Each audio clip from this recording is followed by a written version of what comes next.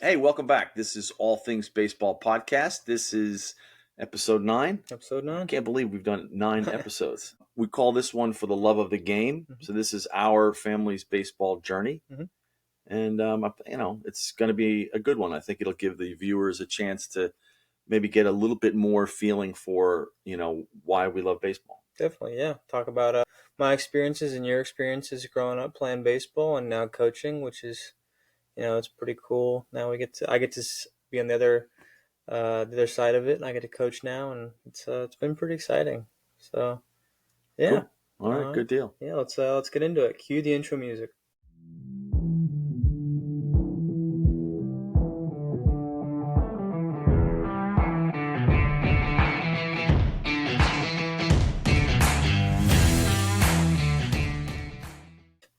So baseball's been in our blood, for as long as I can remember.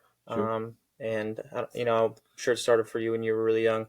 But take me back to when you first started to feel the love of the game from who got you started with it. Like you said, it feels like it's in our blood because, my father was a big baseball fan. My mother's father, huge baseball fan, different teams.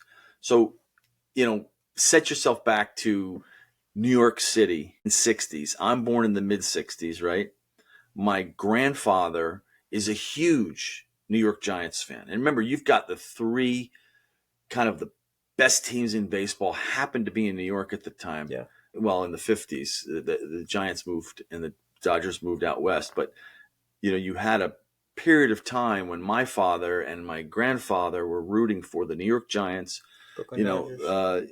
Brooklyn Dodgers were there. They hated Brooklyn Dodgers. So we weren't rooting for them, but there were so many people who were rooting for them. Mm-hmm. And then, of course, the New York Yankees. So for me, I get born in 1965.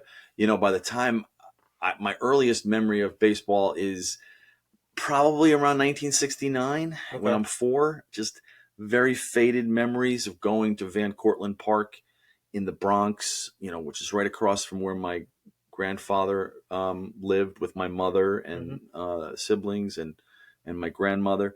And so having there's a picture of me with a wiffle ball bat in my hand. Strangely enough, I'm lefty. I'm holding it lefty, and I didn't. What could have been? What could have been? Right? What could have been?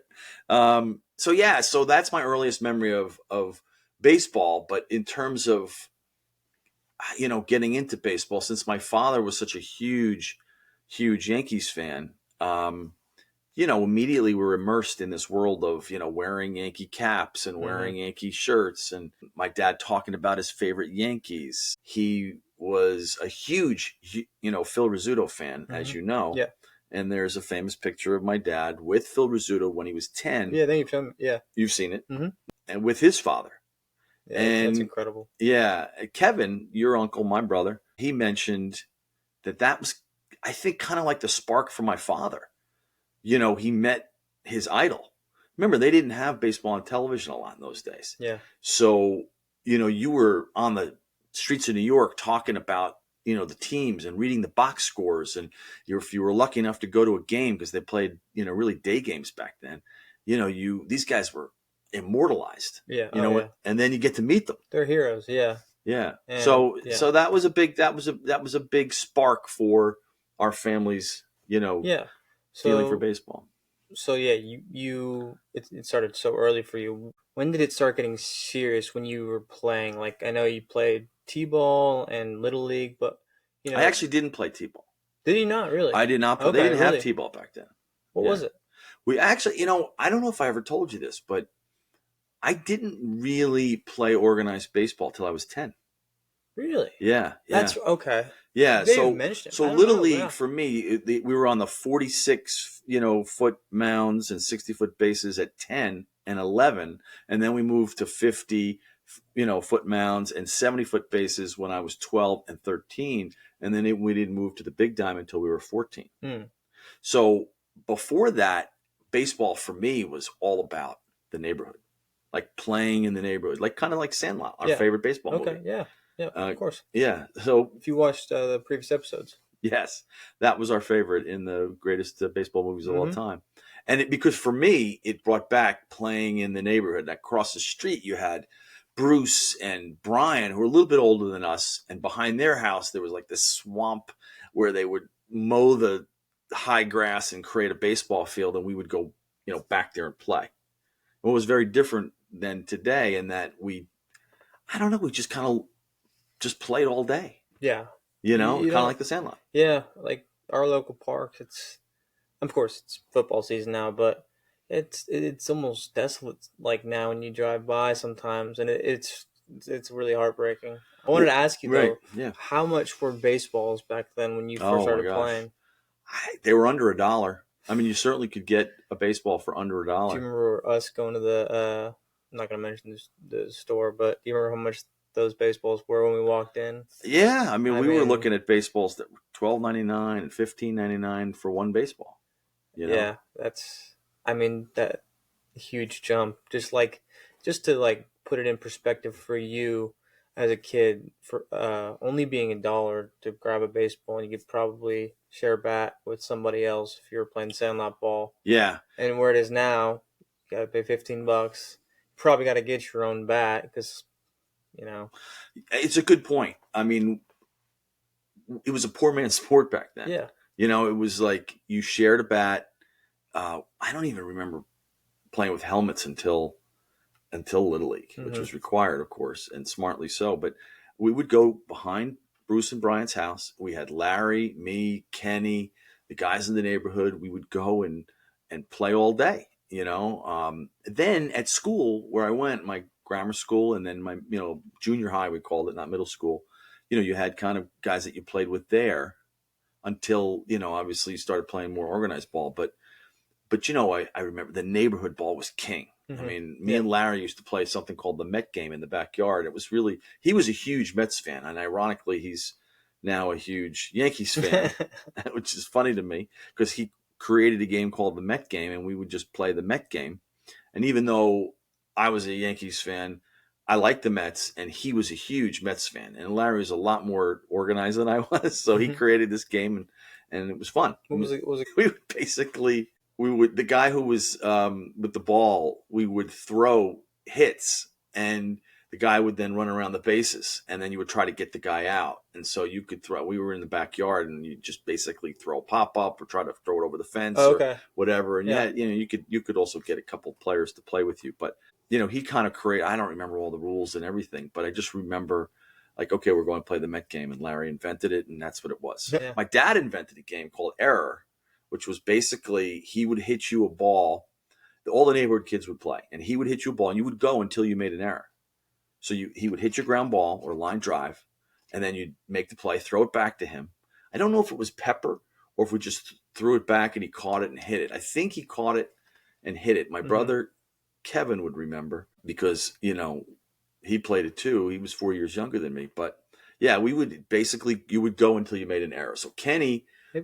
was next door and he played. I played. Larry played. Bruce played. Brian played. We all played this game. Error. We created our own kind of. Maybe we'll implement that with our team. I don't remember you or recalling Poppy ever bringing that up or you bringing that up. Right. That I just thought of it yeah, that just now. It's not that's even awesome. it's not Yeah, even in my notes. that's no reason.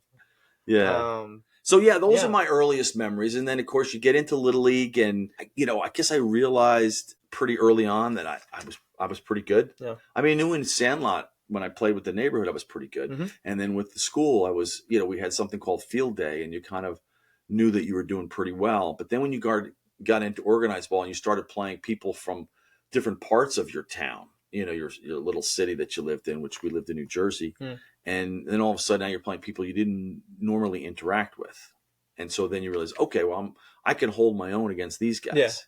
I remember in an all-star game, I struck out everybody I faced, got 2 singles.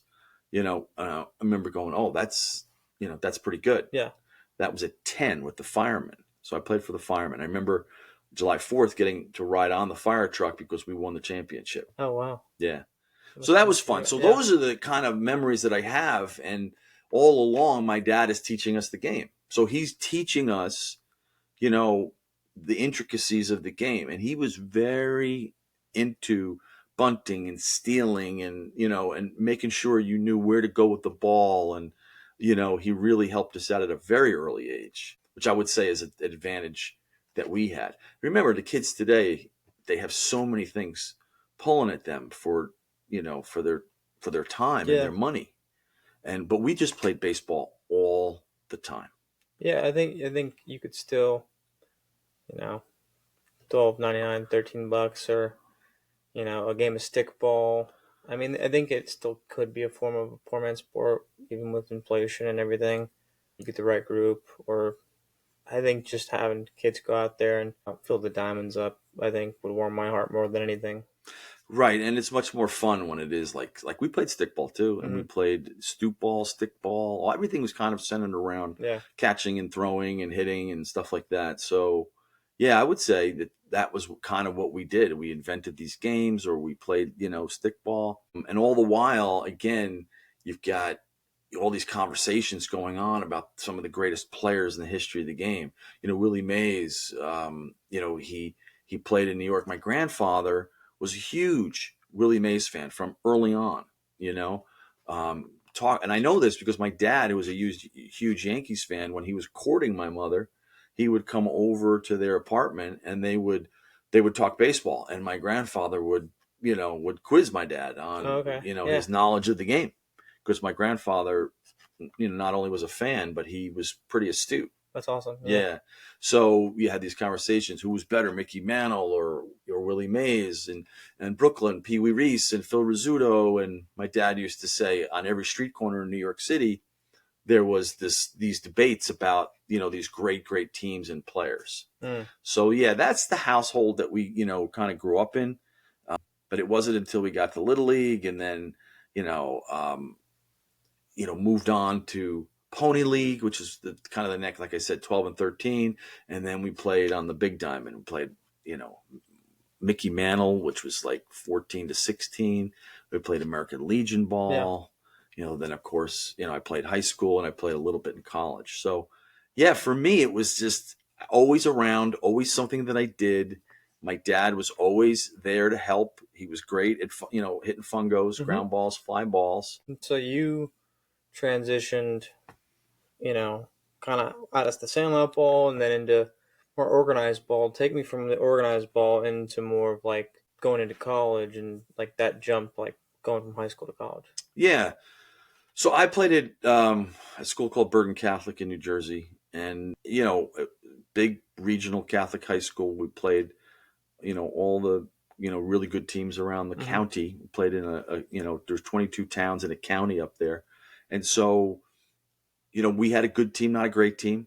My senior year, we were a little over 500. We beat, I think, the eventual county champion. Hmm. It was either Ridgefield Park or Bergenfield. My Coach Al would remember that, Coach B.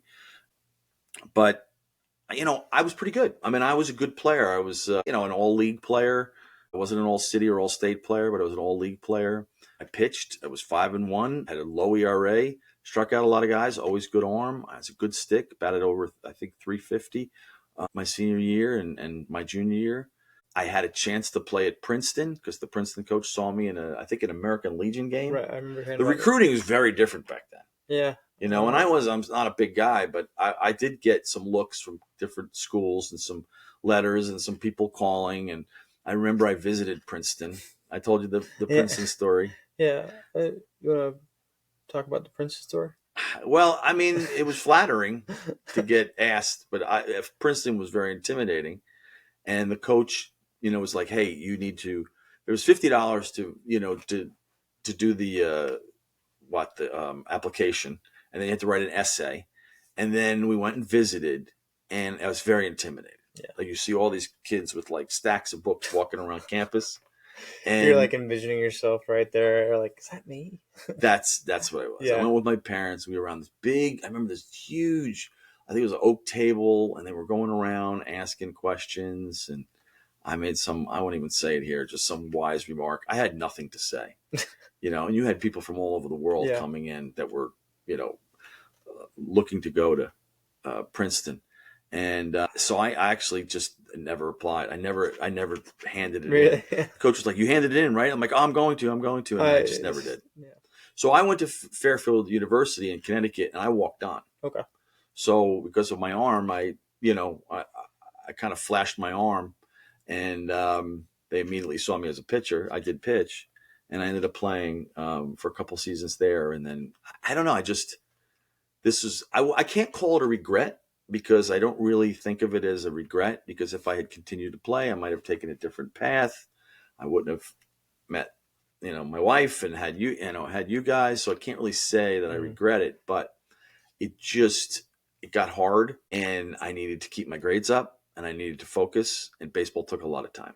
Yeah, it does for sure. Yeah. Yeah. So, yeah. So, I mean, that's kind of, in terms of my playing, I'd say my highlights were I played, I played at a high level in Mickey Mantle and American Legion ball.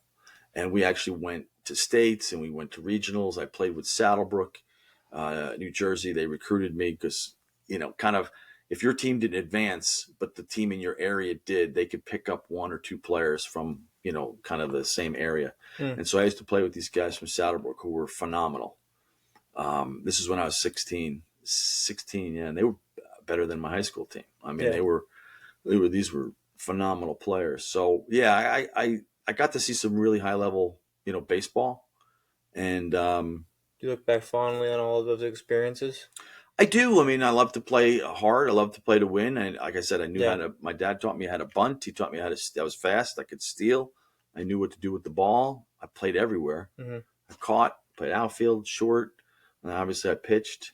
So yeah, that was my experience.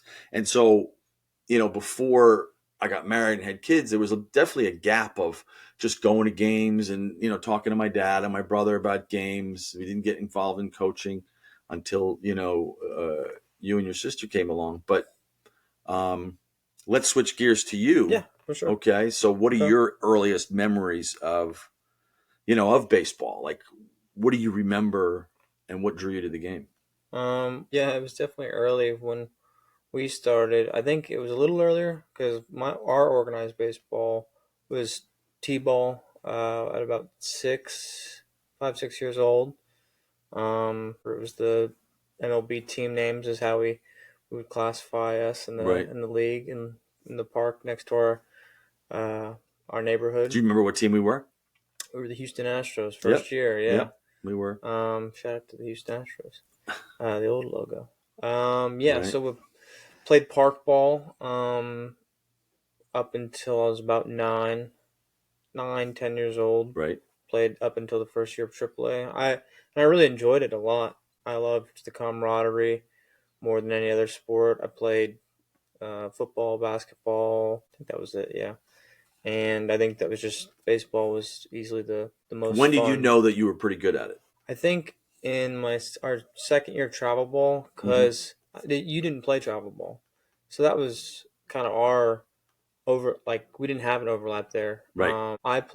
Since I played travel ball, that was most of the competitive uh, organized baseball that I got growing up, as opposed to middle school ball, which were both competitive. But I Well, the would say park ball is just basically kids who they're in the school. anybody Yeah, anybody can. Yeah, anybody can play, and you had to take everybody. pretty much. Whereas Yeah, travel ball, get picked. You yeah, get the tryout for some teams. So I was on a fair amount of elite travel ball teams for a while, and we would win a lot.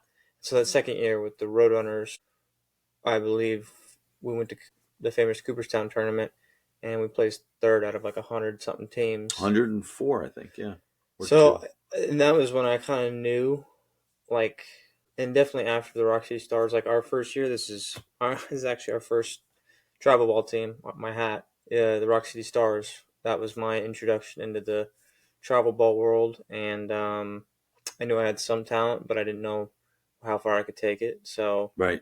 with the Roadrunners the second year in travel ball, that was when I kind of knew, like, all right, I can handle myself and I can play up with these guys. And what's the interesting fact about the players on the Roadrunners? Oh, right. In the picture, in the Roadrunners picture at Cooperstown, everybody played college baseball or professional baseball in some aspect in that photo. Yeah, on that team. Yeah, Yeah, on that team. which is saying a lot. Yeah, Division One, junior college, NAIA, and professional. Yeah, so everybody in that on that team, and of course I played junior college baseball for a little bit. So yeah, that team was really fun, and I enjoyed a lot of it. It definitely shaped my playing and how I interacted with my team going forward. So yeah, that's when I started getting more serious. So after that, we Well, let's did. go back to the Cooperstown though for a second Yeah, because for that was a sure. big tournament. Like you said, we came in third out of 102. What do you remember from it? Well, what I really loved about that tournament was you got to interact with so many different people from all walks of life, from different countries, all over our country, the U.S., and just meeting tons of different kids that had different backgrounds. And I think the cool thing was you could we had the pins. We traded pins with all the other Right, teams. the Hawaii pin was always a good one. Yeah, I like the Hawaiian pin. I still have the towel that we kept all the pins on Right, somewhere. But you'd stay in bunk, so you got to build that camaraderie with your team. You could right. walk around and talk to everybody. Played wiffle ball in between games. I mean, how many fields did they have there? There were, granted, they weren't the best fields. Well, they were small, They were but small and they they. had wooden walls, which Right, right. Yeah, they did it like old school, a little kind of old like old school. time. But I also liked that aspect. So there was a part I was like, they had so many fields and so many Yeah, teams, but you're also in a historic town because of Cooperstown, New sure. York, And we went to the and Hall we of went Fame. to the I was gonna say we went to the museum with Uncle Kevin, and that was a highlight of my life. Getting Yeah, to be in the Hall baseball of wise, Fame, hopefully. baseball wise, Yeah, definitely. That experience was just it and was maybe amazing. your entire life too. Um, yeah, that was a special tournament. Mom got. I remember mom. See, we were talking about a family's journey. Like mom, your mom, my wife. She never really followed baseball before we got married, and then she got immersed in this life. She knew I loved it, and so she'd start following the Yankees. She liked Derek Jeter, and obviously when you started playing, in the early 2000s, she became baseball mom, Yeah, and so she got the shirt. My son hit a home run at Cooperstown, and just love hanging out with the other moms and Christina and just really just immersed herself in the game. yeah, I was. You Yeah, know, for me, I was just extremely grateful you guys would come to all my games and support me through do you all remember the when your sister scaled the fence for your first I remember home that. run? Was it a walk off It was the against walk off. Madison Yeah, Academy? I only had a few home runs in high school ball. And it was the one that I had. It was a walk off home run. Christina's, Our our producer. producer, she scaled the fence to get that ball. We still have it, I believe. Yeah, But yeah, that was a fun experience that's a or great memory. memory. Yeah, that's just a great memory. I mean, Yeah, I remember. Yeah, I wasn't even starting that game, I believe, or was that a different? that was no, that was a different game. That was a different game. Yeah, it was a different. Okay, so this was Yeah. the Spark one, I Oh, think. wait a second. No, you know what? You're right. You're right. It's the game where Will was starting. Madison Academy. Yeah, against Madison Yeah. Academy, and I don't know what happened there, but you came in to pinch hit, got a single in the sixth. Mm-hmm. The game went to, I think, extra innings or Eight, something, yeah, the eighth. Yeah, and we then only played 7 innings. Yeah. then you hit the walk off. Yeah. So yeah, that was the game. It's the first bat. Yeah, Yeah, yeah, first yeah. batter of that inning. Yeah. Right, Yeah, that was definitely a highlight of my baseball playing time in high school. in Right. high school ball. But yeah, I think after the Roadrunners and all the organized travel ball got going, and then I moved into high school. I played at Grissom High School in town, and I mean, I had so much fun all throughout the year. Of course, I got injured the one year in travel ball with Huntsville Baseball Club, and so that put a damper in things because I had a goal of playing Division I baseball. Right. That was kind of a early goal. I think freshman year going into high school, like I wanted to play at a Division I school, Right. and play like at a high level, and then eventually get drafted. That was always the big picture. I remember. I And remember. You were very, very serious about it. You were training hard with Brian, mm-hmm, uh, Coach Brian, and you really were putting a lot of of your energy into it. Yeah, I wanted to get bigger and stronger, and of course faster. I didn't really want to get as fast until I moved positions because I was a catcher first, and my cousin was also the starting catcher when I was a freshman. And I had already played freshman baseball, but I was transitioning to play on the varsity team, and I wanted to be the catcher. Right. But my cousin Brett, your nephew, he was the starting catcher, and he was very good. Really good. Had a Yeah. strong arm, could block, he could Very field talented. position. Yeah, He he could was hit. elite. He was an elite catcher. He He could really hit. was. Yeah. Yeah. That's great. But I wanted to play on the team right away. I knew I could do that by playing outfield, so I had to get my speed up. Right. I had to learn how to throw like an outfielder, make the movements in the outfield. Did you enjoy going to the camps that we signed up for, like the Vanderbilt camp and some of the I did, camps? yeah. Yeah. A lot of the showcases and a lot of the camps I really enjoyed. Yeah. And I've always felt like, for people watching this now, I always felt like that was a great way you could put yourself out there. Pay the fee, but you're not trying out for their team, but you're putting your name on the map for them, Right. and you always want to introduce yourself or do something to make them remember you. It doesn't have to be too flashy. I always tell our players, you don't have to be the most flashy player, but do something that they'll remember you by. Like, Right. make a great throw, make a great play, do something like hustle hard out of the box, make hard throws. Right. Normal hard playing stuff. But Definitely. yeah. So where was I going with Well, that? that's all right. It kind of sums up our, Yeah. where we were at with playing, and now we're both coaching. Yeah. So we're both coaching right now, a team in our city, Mm-hmm. 15U team. We've got some young kids though. We got some 13-year-olds and 14-year-olds.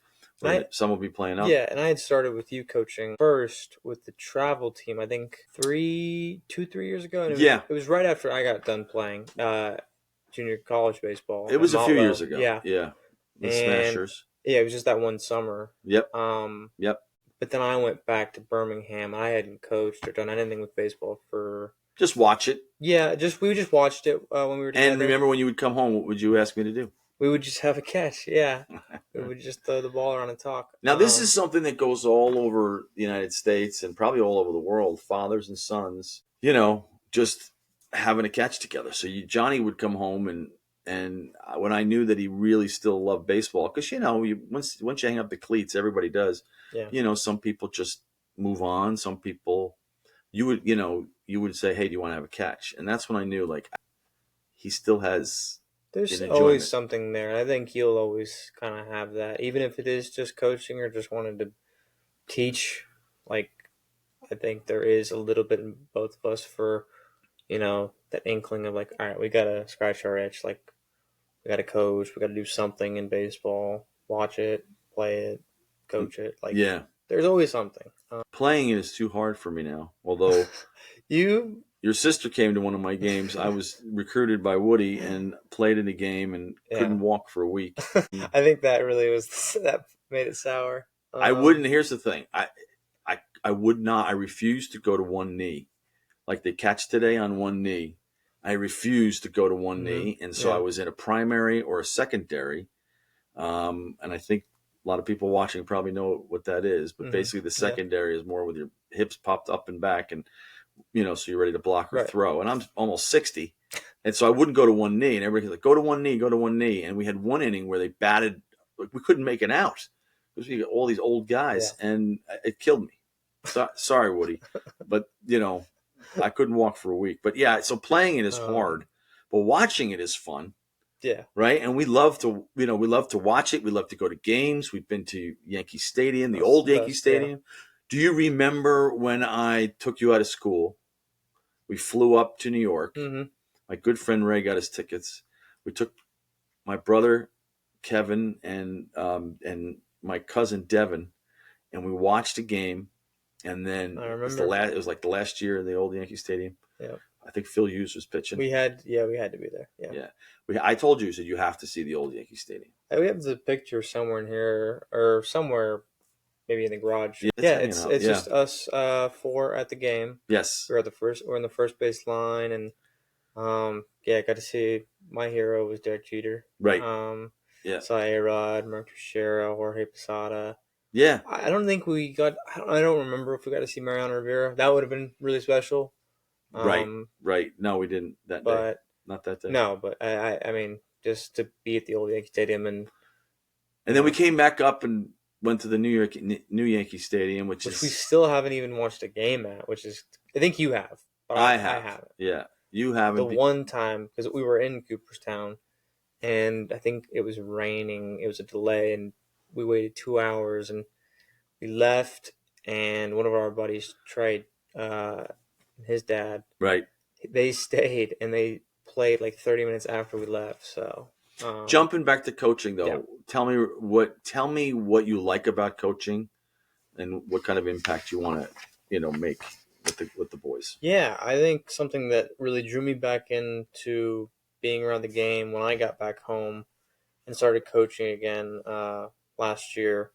Just the fact that you get to impart your wisdom and you've had time to reflect, especially for me, Right. and taking a look back at all I've done and how I can use that just to make other players better. I think it's a very special feeling. It's Yeah. hard to put into words. Sure. Um, but when you see a player connect on something, Right.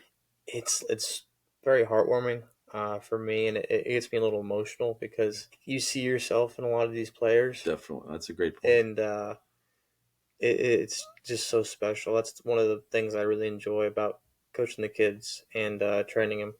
I don't know how it is for you. What's your kind of take on it? Um, yeah, I mean, you're closer in age, so I think when I watch you, I really enjoy watching you interact with the kids because I think they listen to you better than me. But um, I'm very verbose, as my dad used to say. Cut it short, John. Cut it short.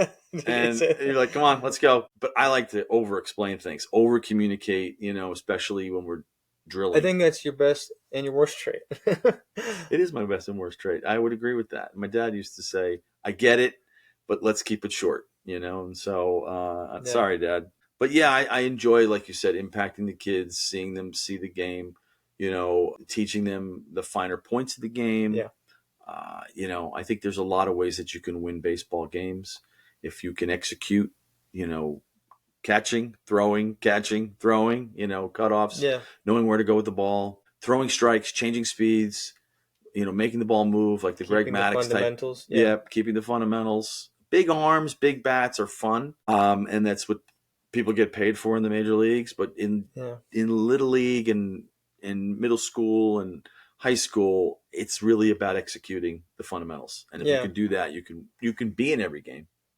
So I enjoy that aspect of Hmm. it, and I love doing it with you. I mean, It's so much fun. Yeah, it is like today we had a practice, and I would we'll talk a little bit about today's practice. And I was coaching pretty hard today. yeah. You saw some flash to the old coach, man, Yeah, yeah. Johnny says I've softened up a little bit, but I was much harder on him than everybody else. But I coached them hard today, and they responded well. They did. I felt like we were working on some relays, and they were throwing the ball over the yard, and I called them into the They into the picked it mound, up. and Yeah, they and they picked it up they quick. picked it up really Yeah, quick, and they did really well after that. So sometimes you yeah. just got to remind them like this is we want you to have fun, but you have to really pay attention to the fundamentals. So we enjoyed that, but I think before we wrap it up, give me another story, something that maybe anecdotal, something that's in your baseball life that maybe you could share with people so they can get a feel for where you're at with the game. I think one of my favorite memories or favorite times of playing, um, and I hope a parent or a player listening to this can relate um, to this story because if I could sum up everything that I've played and coached and done in my 25 years of you know being here, I think it would be that there's no greater joy than winning and winning with the people you care about and you have around you. It could be a team that you really bonded with over a travel ball season and you never see them again. All right. Like I say, the team elite. That was a tremendous experience. But for me, it was the Royals. Really? Yeah, I think it was just that one fall season. Dinger, Team Dinger, or Royals? Royals. Royals. I Okay. think we played a summer too. But Yeah, yeah, we played a we little did. summer ball. But that group of guys, Okay. I had the best time Mm, winning and would you? losing with them, even losing. But it was much more fun winning. For sure. It was Okay. just we took those losses on the chin. All of us did. Yeah. Like we were all so talented, and this was a group of guys that went on to play high Right. level baseball as Right. well. And it was just something about like just we were all so connected. Right. Being at the hotels together during road trips, we would all hang out together, and we were all actually friends. We all would become friends because we played alongside each other for so long. We went to different high schools. Most of us went to different high schools Yeah. on that team. Rival high schools. And yeah, I think if you can find that group of buddies, and have a great coach, you were the coach there, and Thank you. uh, I think there's no better feeling than that. Wow. Yeah. That's well So said. that was it. I'll tell Yeah. you a quick one that always cracks me up because my dad taught me the game, and so for me it was I like to honor my father, and so I'll tell you a quick story. Went to the 19 I was 19 sorry, the 2000 World Series against the Mets, the Yankees versus the Mets. I got tickets. It ended up being the clinching game for the Yankees, and I went with my friend Ray and my friend Billy. Now Billy and Ray are two of my oldest friends in the world, and two greatest baseball fans I know. Billy, huge Mets fan. Now Billy was a great football player. I played soccer with him.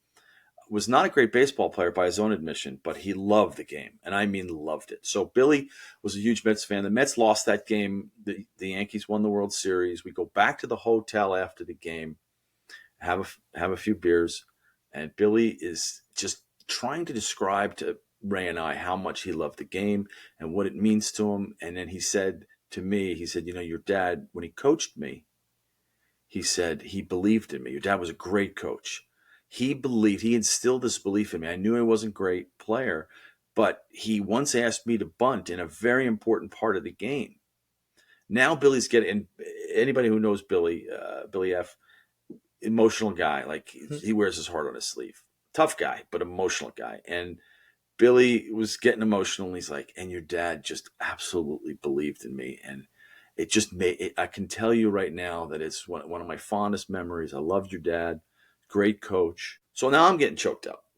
And I remember the next day calling my dad. And I'm like, oh man, it was at the clinching game.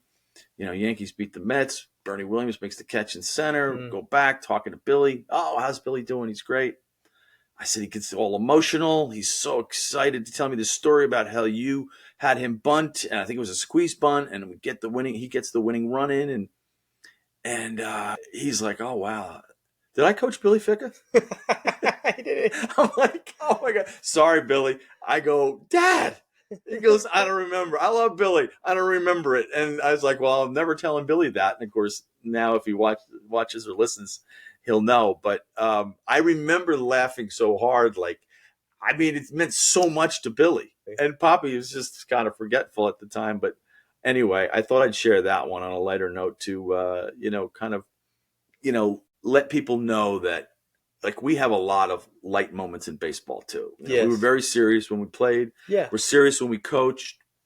I was, like I said, I was hard coaching today, the boys. But Yeah. Tuesday I'm going to buy them pizza and we're gonna have some fun Yeah. and it's going to be a lighter day, just bullpens and hitting practice. The game is always meant to be fun.